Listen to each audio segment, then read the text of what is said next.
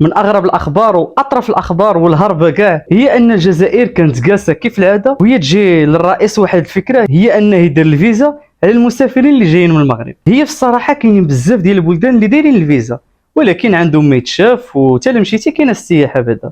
اما باش انني نرجع اللور عبر الزمن وخصني فيزا من الفوق، فهادي راه ما غاديش تدخل لك العقل ديالك، واخا حتى بالضحك. واخا الواحد يكون حمار ما غاديش ياخذ الفيزا باش انه يمشي تما، هادي راه باينه. وهذا الشيء مع كل احترام الناس ديال الجزائر خوتنا، في نظري الجزائر ديما كدير هاد البلانات بحال هكا اتجاه المغرب، وهذا الشيء راه عادي، تقدر دير ما كثر. المغاربه اصلا عدد قليل اللي كيمشي للجزائر، الا اللي عنده العائله تما ولا شي حاجه ضروريه خصو يقضيها.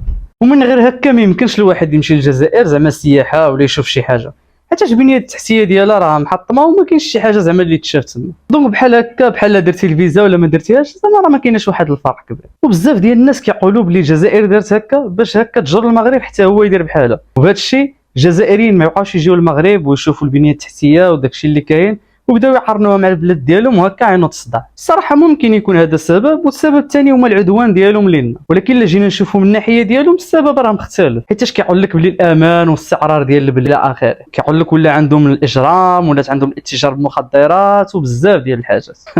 هي كالمرضي. المهم نتوما شنو كيبان لكم السبب وعلاش هذا الشيء هذا بالضبط دار؟ خليو لي في الكومونتيرات باش هكا نعرفوا شنو كاين. كان هو هذا الفيديو، عجبكم خليو واحد لايك، ابونا عندي، تهلاو.